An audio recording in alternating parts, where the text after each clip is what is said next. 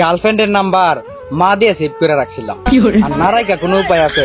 কারণ আমার যে বন্ধু বান্ধব তারা অবশ্যই আমার মোবাইল থেকে আমার গার্লফ্রেন্ডের নাম্বার নিয়ে যাইবো, নিয়ে অবশ্যই কল করবো। এই কারণে তাদের বইয়ে আমি গার্লফ্রেন্ডের নাম্বার মা দিয়ে সেভ করে রাখছি। তো একদিন আমি বসে মোবাইল টিপতেছি, মোবাইল টিপার পরে আমার একটা বন্ধু আছে এখানে আইসা বলতেছে, কি রে এখানে কি করস? আমি এখানে নাচতাছি। বেটা নাচতাছি মানে? আমি তুই দেখতাছিস আমি এখানে বসে মোবাইল চাপতাছি। তারপরে কেন বলস আমি কি করি? ও আচ্ছা ঠিক আছে, মোবাইল চাপতাছিস? আমাকে হ্যাঁ। তখন আমার বন্ধুর মতলব দিয়ে বিষয় একটা ভালো না। সে বলতেছে, বন্ধু কয়েকবার তোদের বাড়িতে গেছিলাম না? আমি কহ গেছিলি।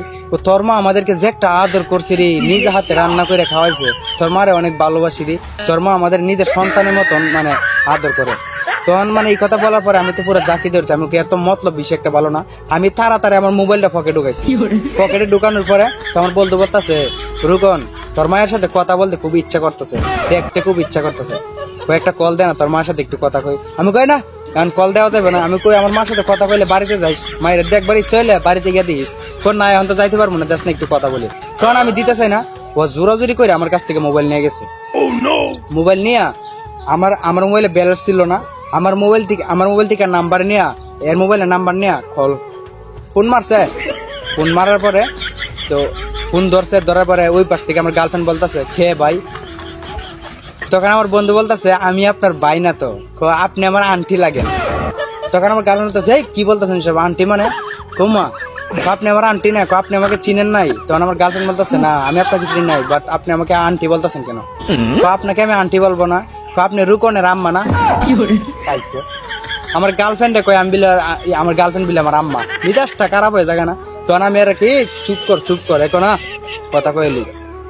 তখন বলতেছে, আপনি রুকনের আম্মা না? তখন আমার গার্লফ্রেন্ড বলতেছে, এইসব কি বলছে আমি রুকনের আম্মা মানে? রুকন চিকে তো নাম্বারটা নিছি। তখন আমার গার্লফ্রেন্ড বলে, সত্যি? হ্যাঁ। রুকন কি বলছে আমাকে আম্মা বলতে? আপনি রুকনের আম্মা লাগেন? আমি তো জানি আপনি আমার আন্টি, আপনি রুকনের আম্মা। তখন আমার গার্লফ্রেন্ড বলতেছে, এখানে কি রুকন আছে? হ্যাঁ রুকন তো আছে, থাকবে না কেন? তখন আমার বন্ধু বলে, আন্টি আপনি ভালো আছেননি? তখন আমার গার্লফ্রেন্ড বলে, তোর ভালোর গোষ্ঠী মারে আগে রুকনের কাছে দে। তখন আমার বন্ধু বলতেছে, কিরে তোর মা এক তো রাগিয়া গেল। আরেকটা কথা, মোবাইলটা দূরে নিয়ে বলতেছে, তোর মার কণ্ঠ এত চিকন করে মেয়েদের মতো। আমি কই, তোর জুতা দিয়ে বাইরে এমন? পরে কইতেছে, তোর সাথে কথা কইতে চাইতেছে। আমি কই, দে কথা না কই তো ভাই নাই। তখন আমার গার্লফ্রেন্ড ওরা বলতেছে যে রুকনের কাছে দাও। তখন আমার বন্ধু আমার কাছে ফোনটা দিল। দেওয়ার পরে তখন আমার গার্লফ্রেন্ড আমাকে সোজাসুজি বলে, কেমন আছো বাবা? তখন তো আমি পুরো আমি কই বাবা মানে? তারপরে আমার গার্লফ্রেন্ড বলে, তুমি আমাকে আম্মা ডাকতে পারো, আমি তোমাকে বাবা ডাকতে পারবো না। লো টেলা।